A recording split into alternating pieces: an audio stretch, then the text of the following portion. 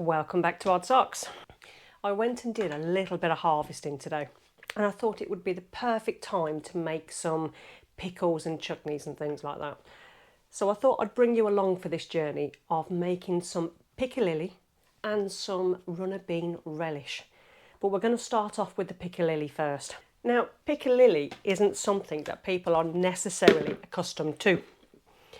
But it's very, very simple to make, and it's something that will actually store for, well, up to a year at least.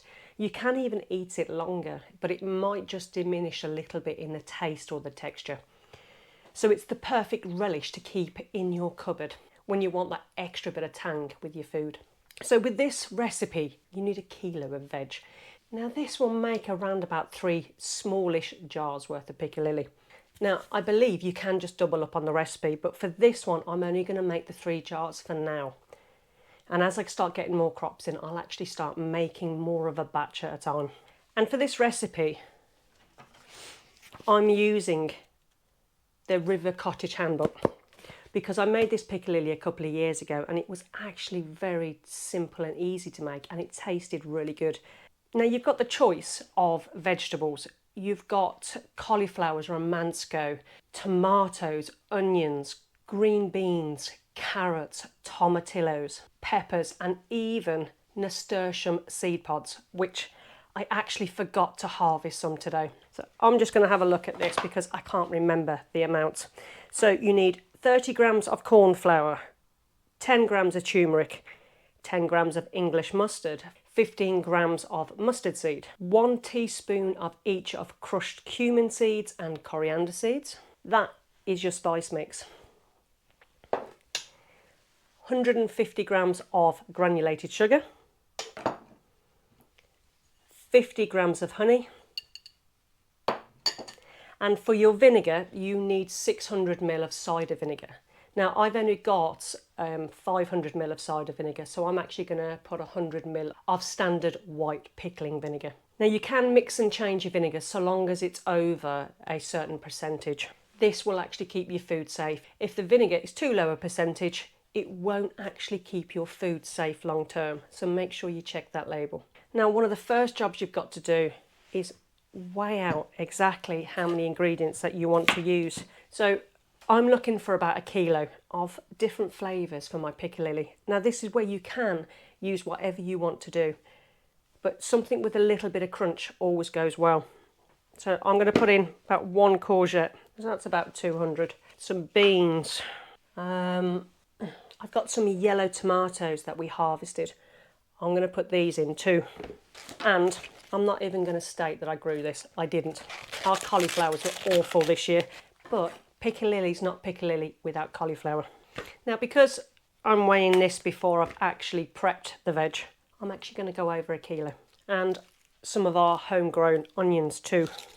Once you've chosen what vegetables you want to go in to your piccalilli, finely dicing those vegetables up to bite-sized pieces. You don't want massive chunks of veg in your piccalilli, especially if you're having it on your sandwich. Once you've got it to a good size and chopped it down, adding 50 grams of fine sea salt over the top and mixing it together and leaving it to salt for up to 24 hours will draw all that moisture out of the vegetables, giving you a fantastic crunch. So now I've got my weights, I just need to finely chop this up. Now one of the things while you're chopping away or using your food processor is to make sure you sterilise your jars. Sterilising them in the oven. Because of the amount of vinegar in here, that's enough to keep it food safe without those additional methods. Now all that's done, and imagine it's been salted, we go to our spice mix. Now I will put this recipe in the description. I'm really bad for doing that. I've got 500 ml of this apple cider vinegar and you're just going to put a little bit into your spice mix. Now you're just going to make this into a paste. This just helps all those spices so you don't get globs of everything all in one go. The rest of your vinegar goes into a saucepan along with your sugar and your honey. Now I'm finding with a lot of these recipes, they'll give you a guide to what size jar that you need. But if you're using recycled jars, it can generally be a giant pan in the backside. So When I'm sterilising jars, I always like to try and have a few small jars, just in case I haven't got enough to fill one of the larger jars. Okay, sugar goes in, and my honey.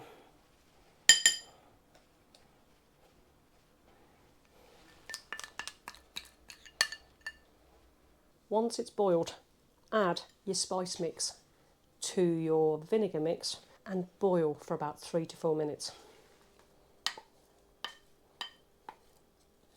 Again, make sure you're stirring it occasionally, so no clumps of spice is going to burn to your bottom.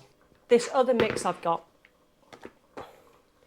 has already been salted and drained and thoroughly washed of all that extra salt.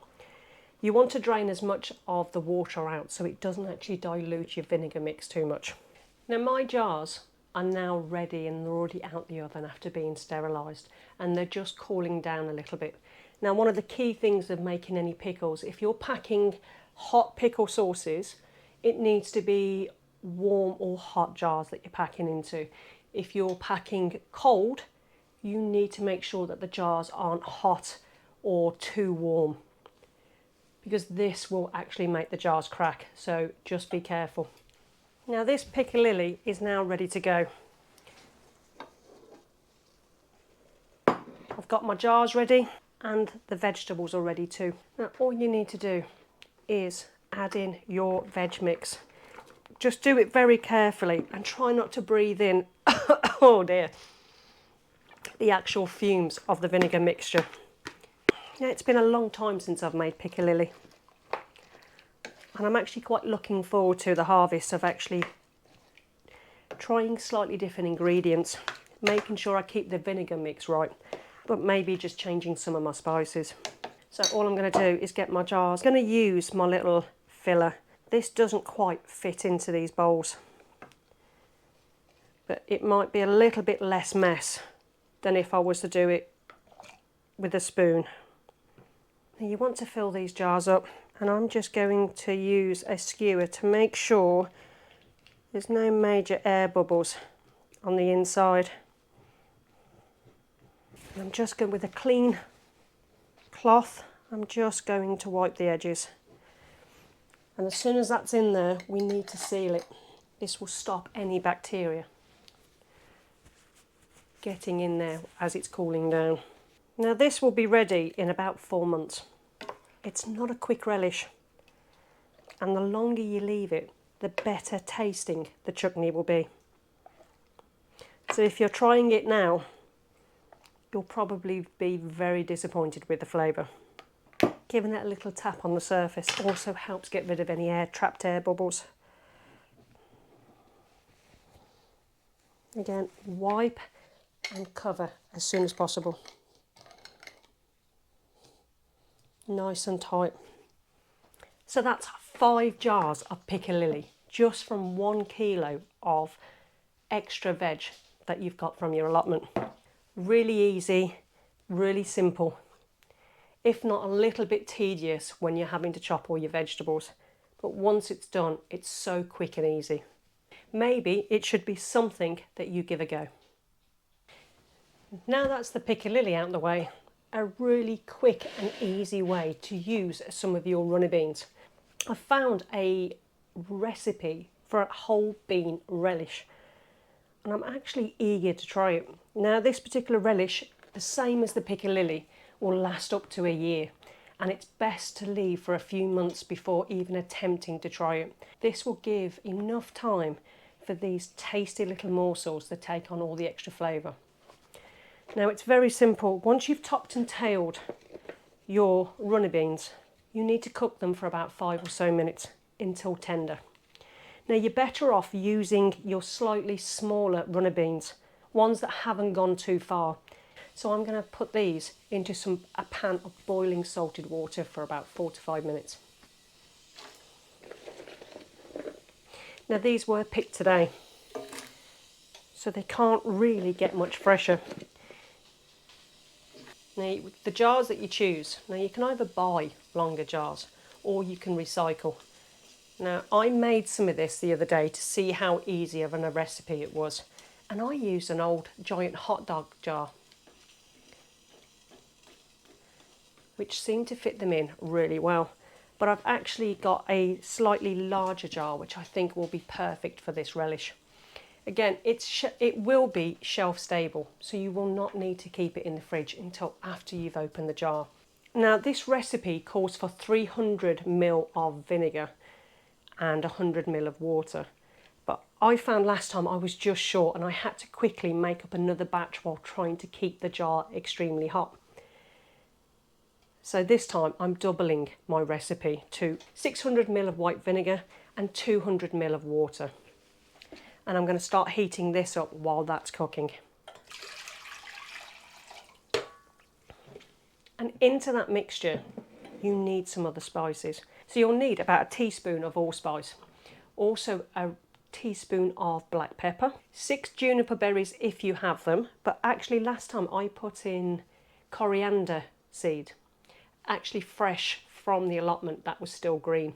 A really nice flavour of coriander, but obviously if you don't like coriander, don't use the coriander seed. And 300 grams of sugar. Now, because I've doubled the recipe, I was going to double the sugar, but it's the vinegar itself that actually does the preserving in this case, and the sugar just sweetens it.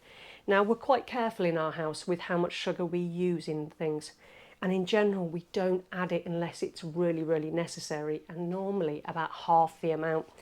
So I'm going to stick with this first off with just the 300 grams of sugar that's recommended for the original amount in the recipe. But if I'll taste the brine before I use it, and if I need any more sweetness into it, I'll add a little bit more sugar. And you're going to pop this into your vinegar and water mix. Now you want this to start heating up so it starts dissolving all that sugar mix. Now you want to bring this to the boil, and you need to boil it for a couple of minutes at least. Just make sure whatever jar you're going to use, it's got a vinegar proof lid, and it's actually big enough or tall enough to actually hold your beans. Now you don't have to do it whole. I'm assuming you could just probably chop down the broad beans into smaller pieces as well. But I'm eager to try and do it as full amounts, because I think that would actually look quite pretty on the plate. While your beans are hot, you need to put your vinegar mixture over the top of your bean mix. And you need to bring it back up to the boil again.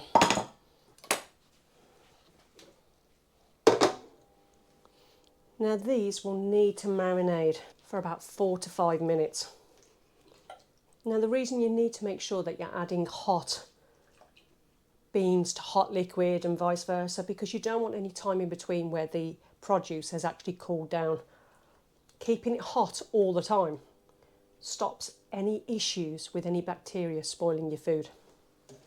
Now I've got a very hot jar out of the oven and I'm ready to start packing.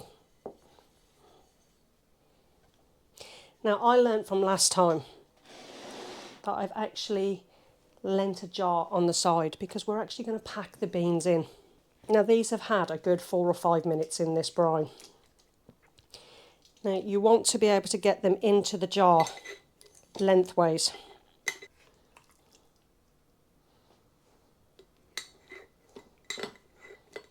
Now you can use a little skewer to try and arrange things to get in and things like that, but you just want to make sure that it is packed. Because what I found in my last batch, I've actually got a couple of beans that have rose above the brining liquid, which could actually pose issues. But again, similar to the Piccalilli, it will take several months to actually mature. So they probably won't taste very nice now. So I'm just going to push down a few of these and make sure that they're low. Now because of these beans, I want to fill this with brine as much as possible. Now if your liquid has come off the boil, you need to reboil this liquid. It's really important that you keep all your mixture extremely hot. This should be absolutely fine. And we're just going to pour the liquid on top of the beans, making sure it covers all the beans. As soon as you've filled it, you need to top it straight away.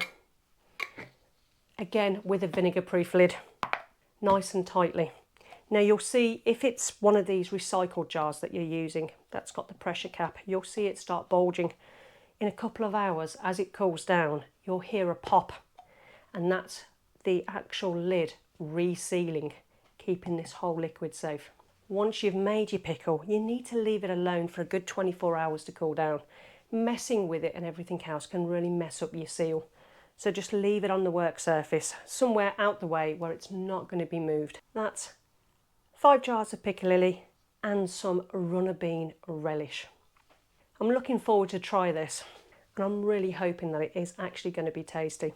So that's just 2 ideas to use some of the glut from your allotment. Very easy. All you need is some either recycled jars or actually go and buy some jars specifically for pickling and relishes. But most of the recycled ones, so long as they've got a plastic coating in the lid, which means it's vinegar proof, would be more than suitable. If this has helped you in any way, just let me know in the comments what favourite relishes that you like to make. I'm starting to actually get a lot of little jars starting to build up over time. And by mid-August to end of August, there'll be a lot of processing going on with a lot of the allotment growth. So until next time, take care and happy growing, guys.